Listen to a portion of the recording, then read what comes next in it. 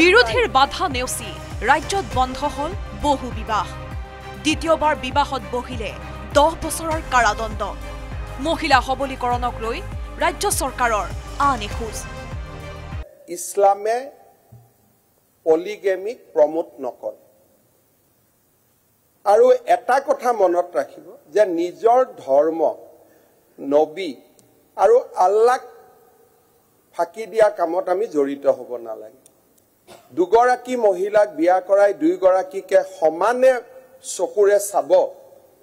কোনো ব্যক্তিৰ ক্ষেত্ৰত ই সম্ভৱ নহয় বাল্য বিবাহ ৰোধৰ পিছত হিমন্ত বিশ্ব শৰ্মা চৰকাৰৰ আন এক পদক্ষেপ ৰাজ্যৰ মহিলা সবলীকৰণৰ লক্ষ্যৰে এইবাৰ চিৰদিনৰ বাবে বন্ধ হল বহু বিবাহ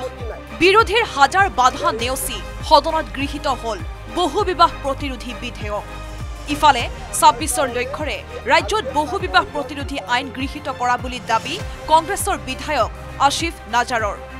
এই আইনৰ জৰিয়তে হিন্দু মুছলমানক ভাগ ভাগ কৰি বিজেপিয়ে 26ৰ বৈতৰণী পাৰ কৰাৰ লক্ষ্য বান্ধি লোৱা বুলি অভিযোগ আনিলে কংগ্ৰেছী বিধায়কগৰাকীয়ে 2026ৰ বৈতৰণী পাৰ হ'বৰ কাৰণে তেখেতে হিন্দু মুছলিমৰ এটা ৰাজনীতি কৰিব বিচাৰিছে যিহেতু তেখেতে দেখিছে যে জুবিন গাৰ্গ ডাঙৰীয়াৰ মৃত্যুৰ পিছত ৰাইজৰ মাজত হিন্দু মুছলিমৰ যি ৰাজনীতিৰ বাতাবৰণ আছিল বা মানুহৰ যি ঘৃণা বীজবাষ্প বিয়পোৱাৰ বিজেপিয়ে যি চেষ্টা কৰিছিলে সেইটো লাহে লাহে বন্ধ হৈ গৈছে আৰু যাৰ কাৰণে হিমন্ত বিশ্ব শৰ্মাই উপায় নাপায় আপোনাৰ এই পলিগামী বিল বা বিভিন্ন ধৰণে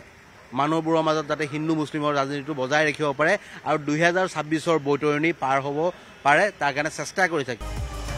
বহু বিবাহ প্ৰতিৰোধী বিধেয়ক গৃহীত হোৱা কাৰ্যক সহজভাৱে লোৱা নাই AIUDFৰ আলগাপুৰৰ বিধায়ক নিজামুদ্দিন চৌধুৰীয়ে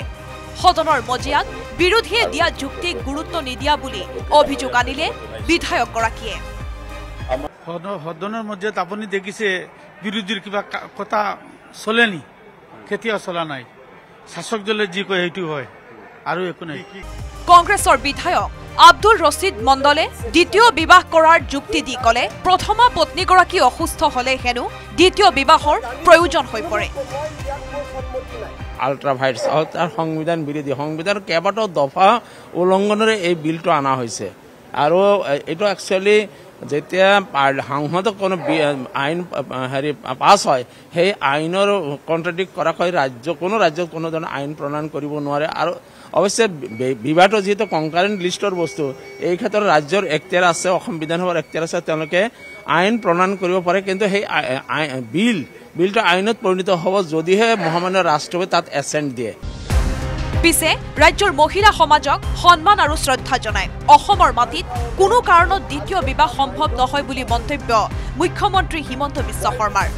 বহু বিবাহ বন্ধৰ জৰিয়তে যদি বিজেপিক কোনোবাই ৰাজনীতি কৰাৰ অভিযোগ আনে তেনে হাজাৰটা অভিযোগ গ্ৰহণ কৰিবলৈ সাজু বুলি দাবী মুখ্যমন্ত্ৰীৰ কেমেৰাত সঞ্জয় আৰু প্ৰভাসৰ সহযোগত গুৱাহাটীৰ পৰা বলেন ভট্টাচাৰ্যৰ report news 18 Assam north east আপুনি বিচৰা বাতৰি পাব কেৱল নিউজ 18 এপত নিউজ 18 এপ ডাউনলোড কৰিবলৈ স্ক্যান কৰক এই QR কোড গুগল প্লে ষ্টৰতো পাব এই নিউজ 18 এপ